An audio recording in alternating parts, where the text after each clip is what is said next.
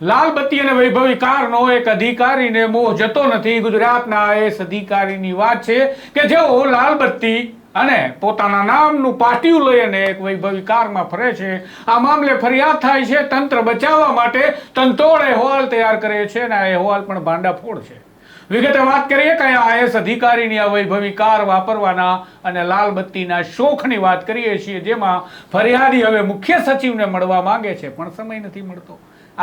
કદાચ ફરિયાદીને ખબર નહીં હોય કે રાજ્યમાં આઈએએસ અધિકારી બને એટલે મનમાં એવું કેટલાક સમજવા લાગે છે કે આ ભારત દેશના તેઓ રાજા બન્યા છે.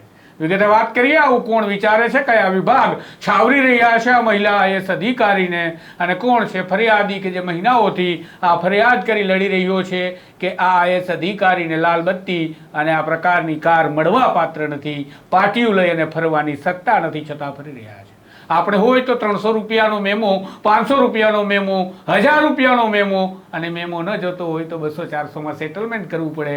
જ્યારે પોલીસ રોકે પણ આમને રોકે કોણ, અને જ્યારે કોઈ ફરિયાદ કરે તો ફરિયાદીને સાંભળે કોણ? વિગતવાર વાત કરીએ. મજાની આ વાત છે, મજા પડવાની છે તમને, કારણ કે આવા આઈએએસ અધિકારીઓ ગુજરાતમાં અનેક છે એવું તમને લાગવા લાગશે અને આસપાસ નજર કરવા લાગશો. આપણા અધિકારી પણ લાઇટ લઈને ફરે છે કે શું? ચાલો પોલીસને કહીએ.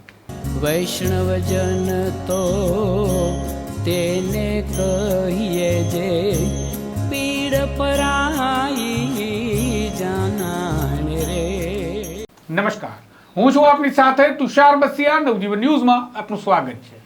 આ વિડીયોના ઇન્ટ્રોમાં ખૂબ લાંબી વાતો કરી આજે, કારણ કે આ વાત જ એટલી લાંબી અને મજાની છે કે વાત કરતા કરતા ખૂટીએ નહીં આ મહિલા અધિકારીના આ ફરિયાદ અને સરકાર અધિકારીઓના જવાબ વિશે. આમ તો આ ઘટના છે ગીર સોમનાથ જિલ્લાની, પરંતુ સમગ્ર ગુજરાતમાં આ પ્રકારની ઘટના જોવા મળે છે. એ વાત આ અહેવાલ જોઈ તમે સમજી જશો. આ વાત છે ગીર સોમનાથ જિલ્લાના ડીડીઓ એટલે કે જિલ્લા વિકાસ અધિકારી આઈએએસ અધિકારી સ્નેહલ ભાપકરની. આઈએએસ અધિકારી સ્નેહલ ભાપકર વિશે અનેક પ્રકારની ચર્ચાઓ એક મહારાષ્ટ્ર કેડરના આઈએએસ અધિકારીનું જ્યારે કાંડ બહાર આવ્યું ત્યારે થઈ, પરંતુ એ બાબત વિશે આપણે વાત નથી કરવાના, તેની સ્પષ્ટતા કરીએ. વાત છે આઈએએસ અધિકારી સ્નેહલ ભાપકરના વાહનની, કારણ કે તેઓ નોકરી પર આઈએએસ અધિકારી ડીડીઓ તરીકે ગીર સોમનાથમાં મુકાય છે અને બિચારાનું વાહન ખરાબ થઈ જાય છે. આ વાહન ખરાબ હતું, સાહેબને નવા વાહનની જરૂરિયાત હતી, પરંતુ અગાઉ પણ એક સાહેબે આવી મંજૂરી મેળવવાનો પ્રયાસ કર્યો કે વાહનને કન્ડમ કરી નવું વાહન ખરીદીએ, પણ વાહનને કન્ડમ કરવા માટે જે અધિકારીઓ પાસે પાવર છે એમને કામગીરી કરી નહીં, કારણ કે સમય મર્યાદા પૂરતી નથી. વાહનને કાં તો 10 વર્ષ થવા જોઈએ અથવા તો નિયત કિલોમીટર પૂરા થવા જોઈએ, આવી અમારી પાસે સૂત્રની માહિતી છે.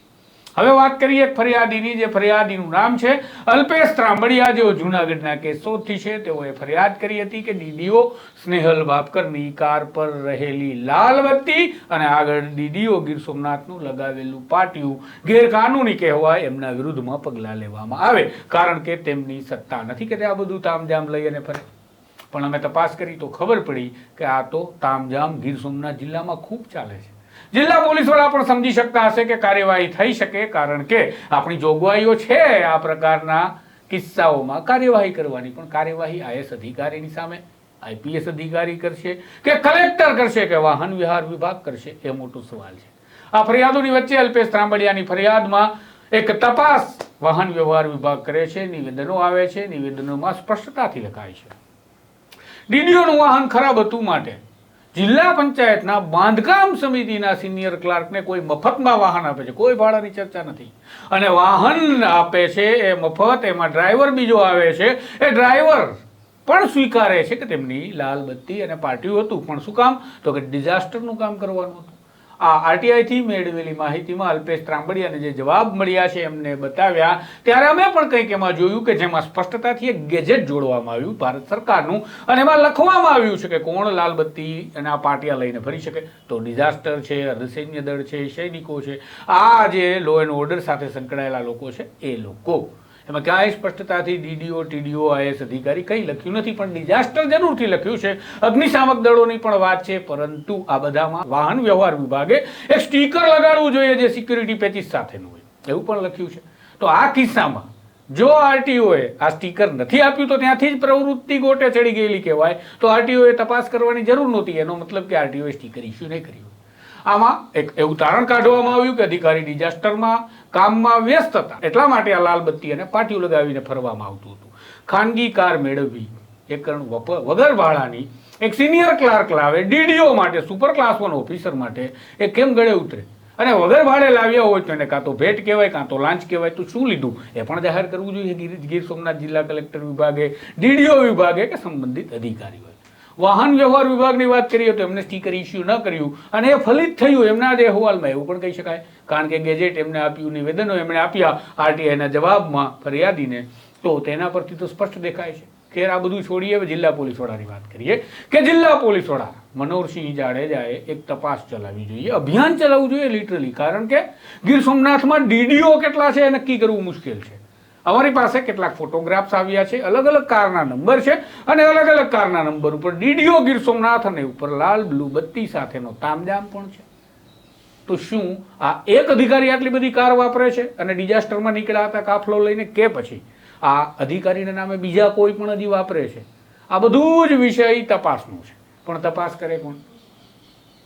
કાગડાનું માંસ કાગડો ન ખાય એવું કહેવાય છે. તો બની શકે કે અધિકારીઓનું આ કોકડું અધિકારીઓ ન ઉકેલે, પણ અમે જે સમજી શકીએ છીએ, જે આરટીઆઈના જવાબો અમે જોયા અને જે ફોટોગ્રાફ્સ અમારા સૂત્રોએ ઉપલબ્ધ કરાવ્યા, એ મોટી એક નિશાની છે કે ગીર સોમનાથની અંદર ડીડીઓ કેટલા છે પહેલી તપાસ એની થાય. વાહન વ્યવહાર વિભાગે સ્ટીકર આપ્યું હતું કે નહીં એની થાય. આ કાર મફત આપી તો મફત આપનારે કંઈ લાંચ પેટે મેળવ્યું અથવા તો લાંચ પેટે આપી કે એટલો પ્રેમ ઉભરાયો સિનિયર ક્લાર્ક ઉપર? અને આટલા ડીડીઓ જેવડા સિનિયર અધિકારીને ડિઝાસ્ટરની કામગીરી હતી તો આ રાજ્યની સરકાર અને સિનિયર ઓફિસરોની ઓકાત એક કાર વ્યવસ્થા કરવાની નહોતી કે એમને કોઈ સિનિયર ક્લર્કને કહેવું પડ્યું કે તમે કારની વ્યવસ્થા કરાવો ભાઈ સાહેબ? અને એક વ્યક્તિએ મફત કાર આપી અને કાર આપનારો વળી કેટલો પૈસાદાર ડ્રાઇવિંગનો વ્યવસાય કરે છે, જે ડીડીઓને કાર ઉપલબ્ધ કરાવે છે. તમને શું લાગે છે આ બધું તમારા આસપાસ આવું કેટલું દેખાય છે? બધું કમેન્ટમાં લખો, જેથી ખબર પડે કે આ રાજ્યમાં કેવી કેવી મજા થાય છે અને વૈભવી કાર અને લાલ બત્તીના શોખ કોને કોને છે. આ ફરિયાદ માટે ફરિયાદી રજડી રહ્યો છે. હવે એક એનું ઓડિયો રેકોર્ડિંગ તમને સંભળાવી દઈએ, જેથી તમને ખબર પડે કે ફરિયાદીને સાંભળવા માટે કોણ કોણ નવરું બેઠું છે આ રાજ્યમાં. નમસ્કાર. નમસ્કાર ચીફ સેક્રેટરી સાહેબ, આપને વોઇસ કોલ એટલા માટે મારે કરવો પડે છે કે આપના મોટા ભાગના અધિકારી જે ગવર્મેન્ટ નંબર આપેલો છે તે ગવર્મેન્ટ નંબર તો રિસીવ બહુ કરતા જ નથી. કદાચ અમારા નંબરમાં એમને પ્રશ્ન આવતો હશે. પછી ઘણા સમય, લાંબા સમયથી અમે સોમનાથ જિલ્લામાં ડીડીઓ સાહેબના વાહનમાં લાઇટ અને સાયરન બાબતની અને બોર્ડ બાબતની ઘણી બધી ફરિયાદો કરેલી. એમની તપાસ કલેક્ટર પોતે કરાવતા હતા અને મને બાહેંધરી આપી હતી કે હું તપાસ કરીશ. હવે જ્યારે તપાસ અન્વયે રિપોર્ટ માગવામાં આવ્યો ત્યારે હવે કાર્યવાહી કરવાને બદલે કે એમ કે ચિંતન શિબિરમાં છીએ અને ચિંતન શિબિરમાં અમે કામમાં છીએ, ઘણા લાંબા સમયથી આવું જ કહેતા હતા.